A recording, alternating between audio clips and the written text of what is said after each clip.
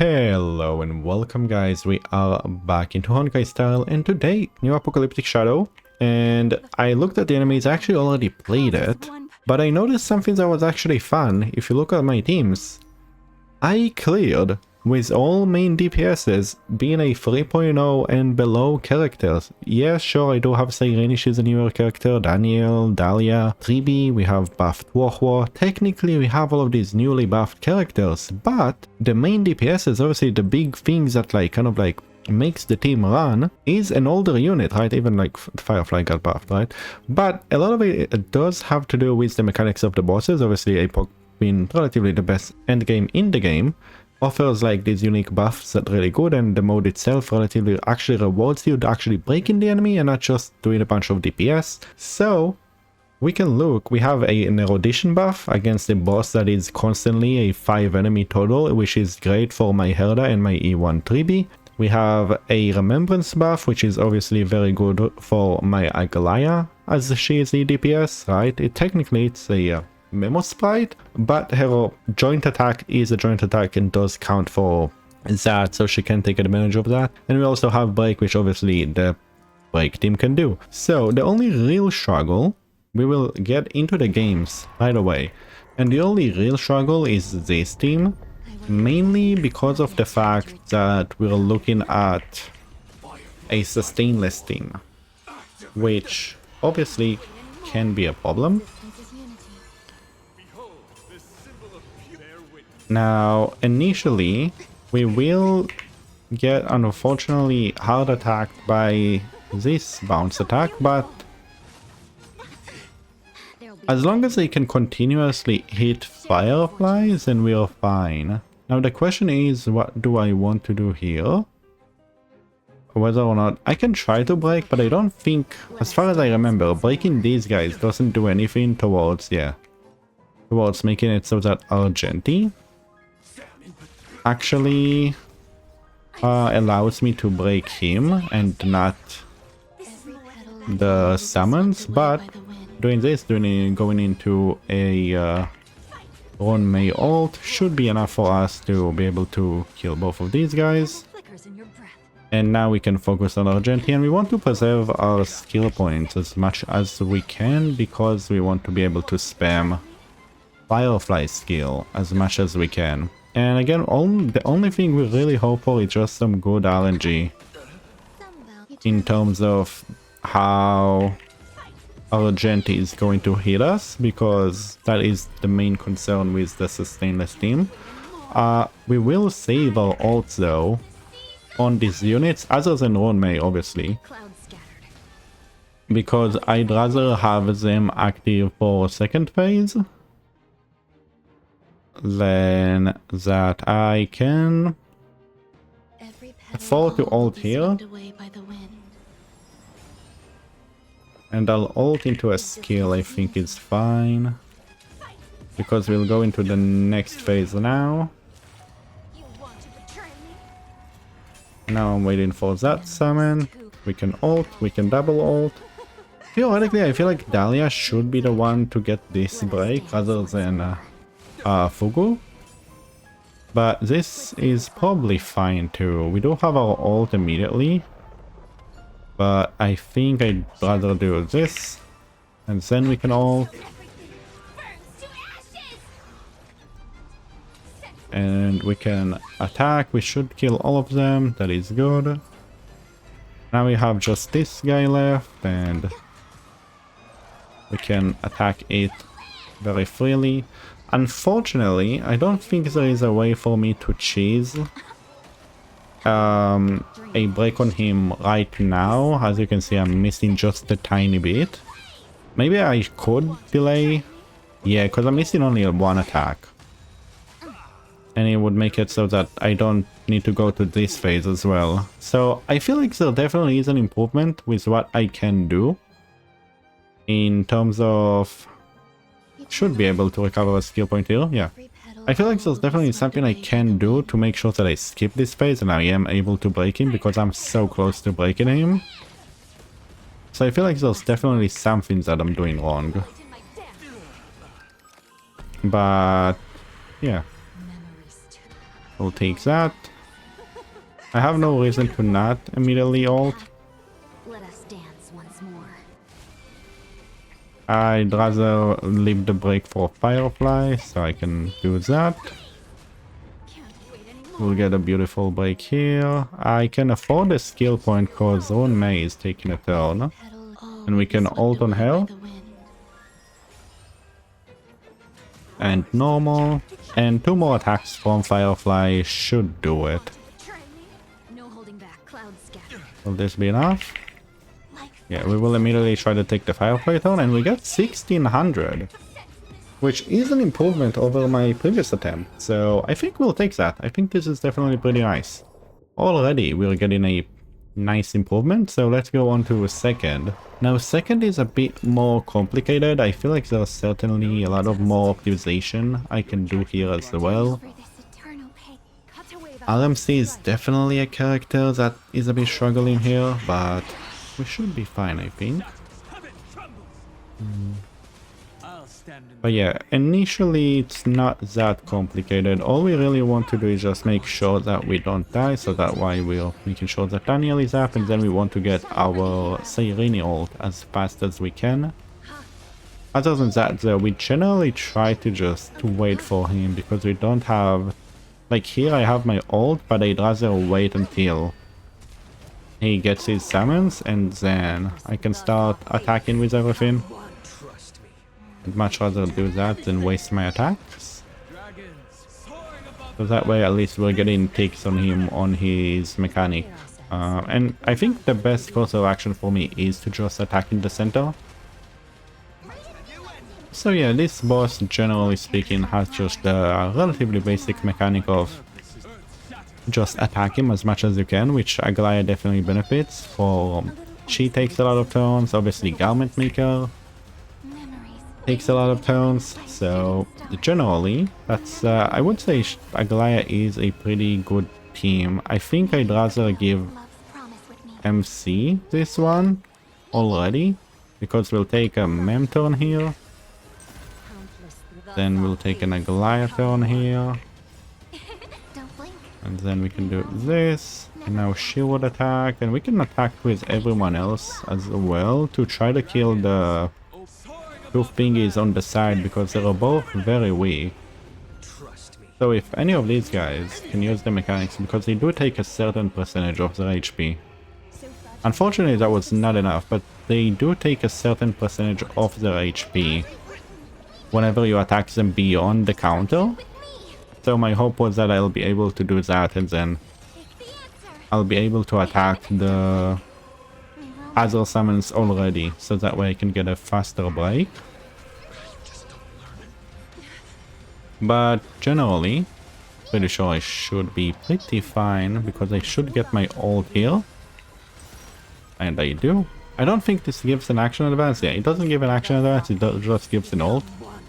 Which unfortunately I don't really need. But if we're looking at Daniel, Daniel is in a relatively very good position, because he just continuously gets his ult, so we have like much better uptime on his summon, and I would like to have that as much as I can, because it does give me a reliably a lot of energy. We'll see, we can probably get Mem here or here. Nice. So we'll get Mem. It's a bit of an action advance, it's not too serious, but it is a good amount. It's always nice whenever that happens. And yeah, and now we're just slowly taking down his HP. I guess we can ult here as well. I wasn't prepared for that to happen. Maybe I should have saved RMC's attack here, because it triggers Seirini, and that will be really good for the next phase, but I feel like there's such a long time until that phase happens that I may as well just use it and chase a bit more damage. I think I should have saved that. We'll see. I think I'd rather normal, because this will give us the action advance. So that way we're not wasting our action value all that much. Yeah, and we are relatively behind. Like a wisp of silk. In terms of time, he's very close to recovering, but I think we should be able to just barely... Is that the right? Yeah. Shall be revealed. So we are able to get him to the second phase. We have lost a lot of time, unfortunately. We don't have any of our ults up yet. But that's okay. That won't work, you know. Okay. Yeah, thankfully, Aglaya wasn't hit by any of that, and I could try to EMC here. He gets his action advance. Cleanse hatred. Yeah, we're getting a lot of actions here, and as you can see, it's on 99. I would rather just make sure that Daniel has Don't blink. as much energy as he can have. Never be absent.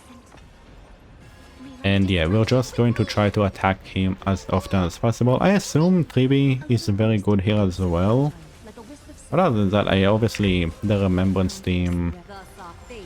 any Remembrance, a lot of teams. Even Archer, I think Archer and Sparksy are really good here as well, because look at the amount of like just skill points that I have passively sitting there that I don't have any use for.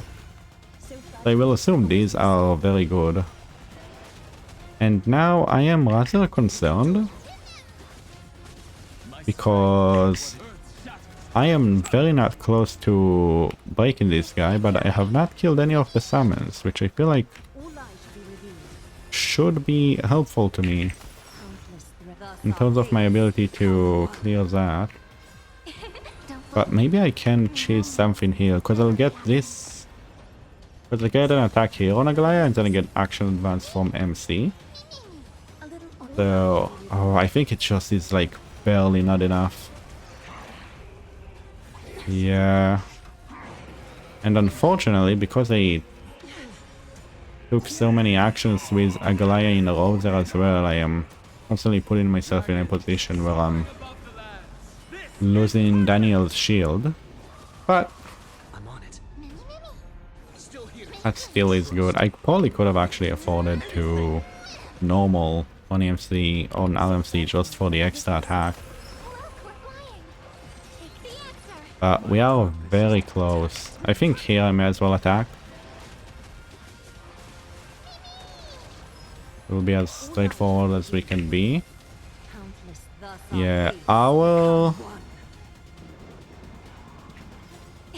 Don't blink. I'm gonna try to actually attack on Hell, Hatred with love. because I think we will recover our ult anyway, especially if we can do damage now. Exactly.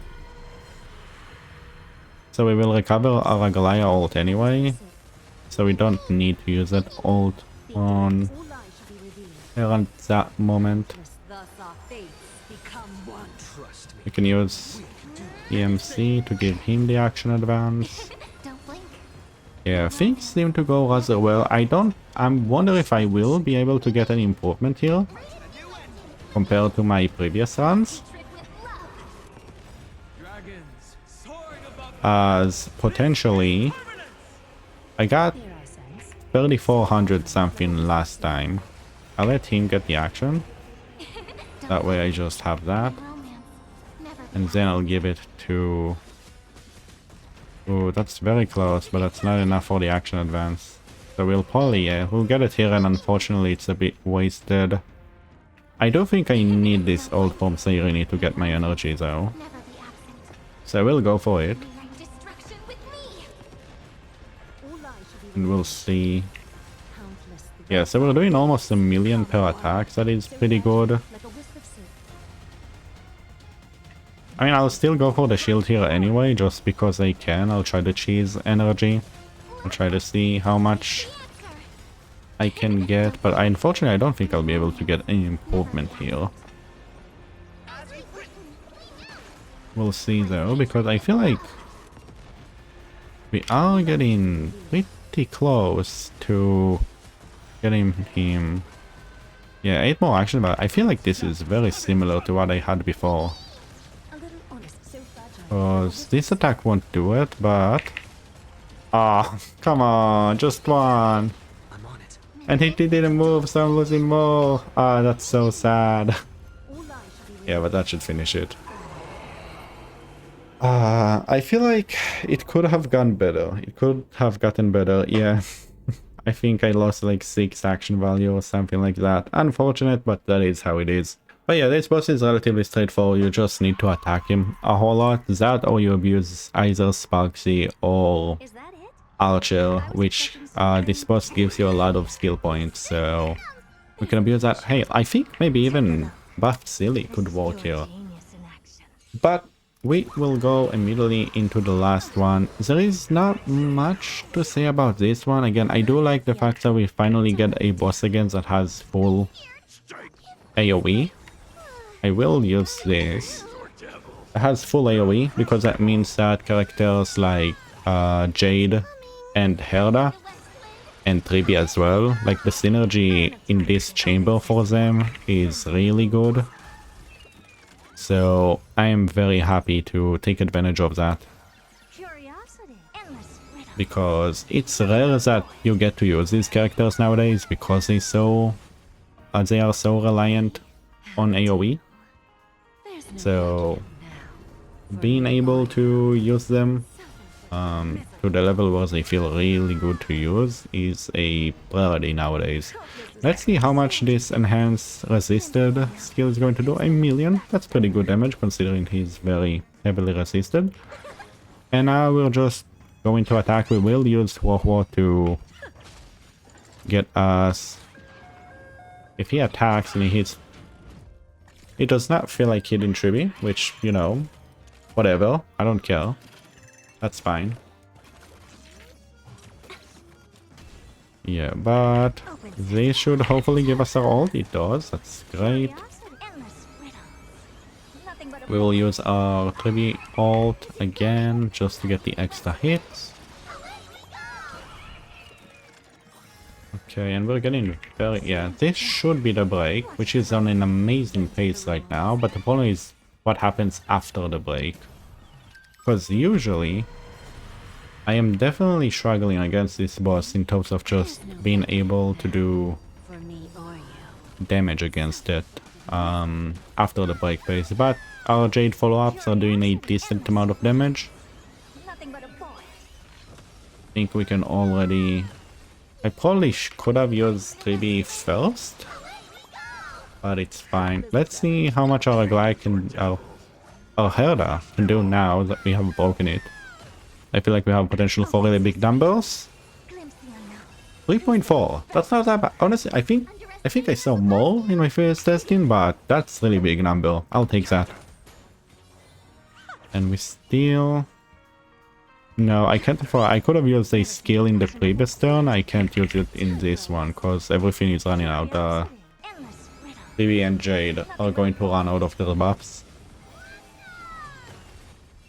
Alright, I can do this, and then it can give us the speed of action advance. Yeah, we're doing very consistently 3.4 million, which is very good, but as you can see, we are losing a lot of times, and we are losing Lose some, win. Don't let me down. our buffs and stuff. Let's hopefully Jade can take an action here, and that would be enough. It is not, yeah.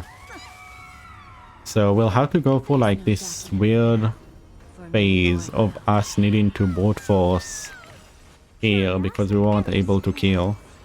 Nothing but a point. I think we can do it, but it is unfortunate that we need to do it as like a start, because it definitely slows down on our pace significantly. Bad. Open sesame. Glimpse the unknown. Who's the little Yeah, because we do 5% with an enhanced skill, and we do definitely have the energy to do more. But the fact that we have to go for brute force in this phase, rather than just being able to finish it, is really unfortunate. but a point?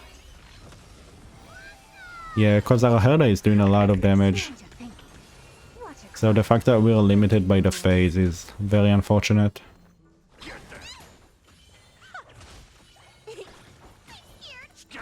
Yeah, but we are getting all... I think one of the For a lesson.